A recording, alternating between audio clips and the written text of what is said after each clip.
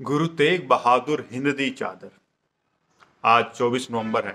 आज के दिन 1675 के अंदर गुरु तेग बहादुर जी ने अपने कश्मीरी पंडितों की रक्षा के लिए चांदनी चौक पे जाके अपनी शहीदी दी थी।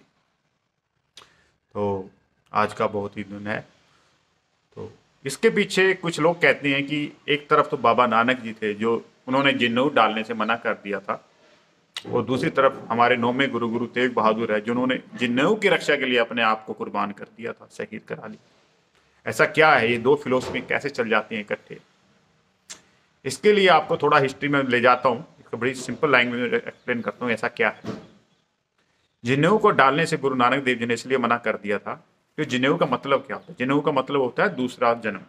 जब पहला जन्म, जब उसका जन्म होता है, दूसरी बार जब उनका संस्कार करते हैं ब्राह्मण बनियों में, जब ये जनेऊ या ब्राह्मणों में स्पेशली जनेऊ डाला जाता है, वो उनको दूसरा जन्म माना जाए जो उनको श्रेष्ठता दिए देता है। तो ये एक टूल की तरह यूज हुआ है जनेऊ दलितों पे शोषण के लिए, क्योंकि वो अपने आप को आप श्रेष्ठ मानते हो और वो कहते हैं हम दूसरों से श्रेष्ठ इसलिए हैं। जो सिख फिलोसफी है उसमें क्या बोला जाता है? अब्बल अल्लाह है नूर उपाया कुदरत दे सब बंदे, एक नूर ते सब जब उपजया कौन पले कौन मंदे। भाई सारे ही एक बीज से जन्मे हैं, कोई बड़ा नहीं है और कोई छोटा नहीं।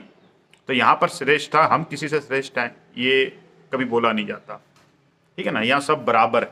अब्बल अल्लाह है नूर उपाया, अब्बल है और अब्बा है, अल्लाह है, वो एक ही नूर से जन्मे हुए हैं और सब नेचर के ही हैं, जो कि आज भी साइंस के हिसाब से देखो तो सब नेचर ही है। तो उसमें हमारी फिलोसफी में कोई महान नहीं है। तो अगर आप बोले कि मैं जनेऊ डाल के दूसरों से महान बन जाऊं, या मैं कहूँ मैं दूसरों से महान हूँ, ये हम नहीं मानते।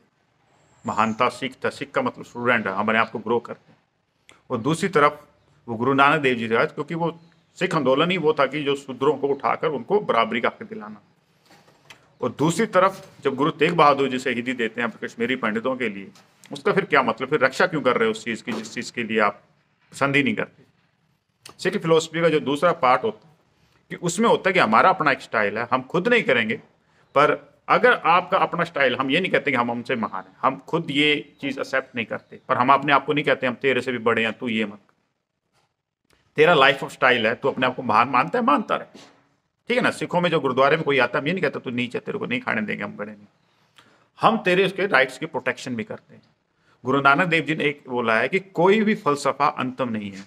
सिख का मतलब स्टूडेंट होता है, सीखते रहते। कोई भी फलसफा अंतम नहीं होता। और हम ये कहें कि हम ब्राह्मणों से महान है, या हम मुसलमानों से महान है, हम दलितों से महान है, किसी से महान नहीं, हम इंसान। हम तेरे राइट्स की प्रोटेक्शन करेंगे।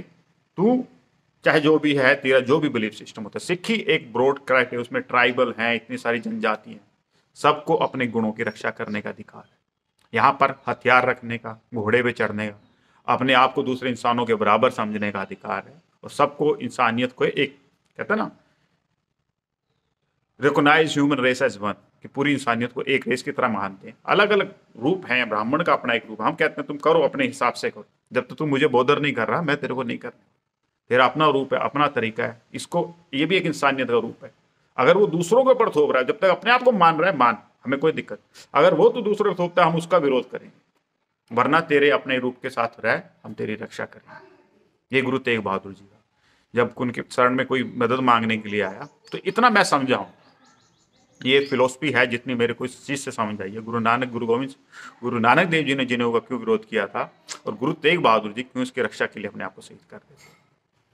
क्योंकि हम खुद वो नहीं करेंगे, हाँ आप करते तो आपके राइट्स की प्रोटेक्शन हम जरूर करेंगे। ये सिक्खी सिद्धांत जो मैंने आज तक समझा है, मैं गलत भी हो सकता, मैं नहीं पता, पर जितना मैंने समझा है, पढ़ा, उसके हिसाब से बोलता। तो वाहे गुरु जी का खालसा, वाहे गुरु जी की फतेह।